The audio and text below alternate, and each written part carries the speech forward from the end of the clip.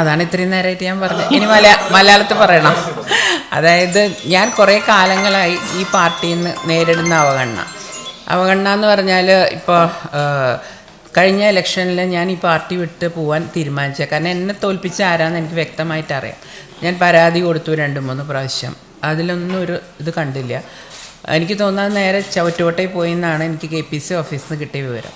അത് കഴിഞ്ഞ് എന്നെ തോൽപ്പിച്ച ആൾക്കാരെ തന്നെ എൻ്റെ സ്വന്തം മണ്ഡലത്തിൽ കൊണ്ടുവച്ചപ്പോൾ എനിക്ക് എൻ്റെ മണ്ഡലത്തിലും കൂടി വർക്ക് ചെയ്യാൻ പറ്റാണ്ടായി.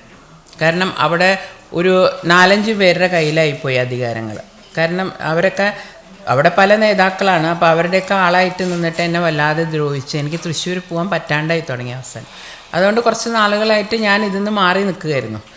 അപ്പോൾ സത്യം പറഞ്ഞാൽ ഞാൻ ഇങ്ങനൊരു ഇതല്ല ഞാൻ ആലോചിച്ചത്. ഞാൻ പാർട്ടിയിൽ നിന്ന് മാറി രാഷ്ട്രീയം അവസാനിപ്പിച്ച് പോയാലോ എന്ന് വരെ ഒരു സമയത്ത് ഞാൻ ആലോചിച്ചിരുന്നു.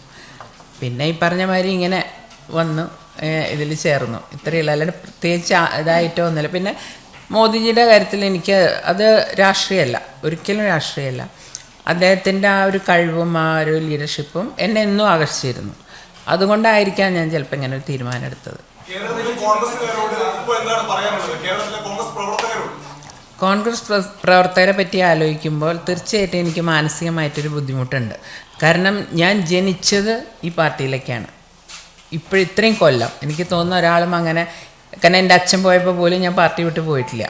അപ്പോൾ എത്രമാത്രം മാനസിക ബുദ്ധിമുട്ടുണ്ടായിട്ട് വേണം ഞാൻ ഈ ഒരു പാർട്ടി മാറാൻ എന്നുള്ളത് അവർക്ക് മനസ്സിലാവും. എന്നെ നേതാക്കൾക്ക് മനസ്സിലാവില്ല എന്നുള്ള എൻ്റെ കാര്യമല്ല.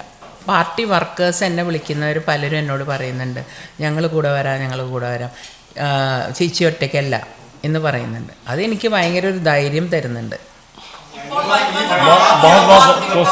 No question answer. Thank you.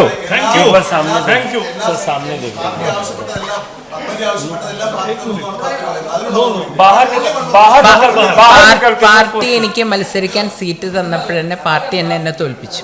പേരുകൾ ഏതെങ്കിലും കാലത്ത് ഞാൻ പറയാം. Thank you.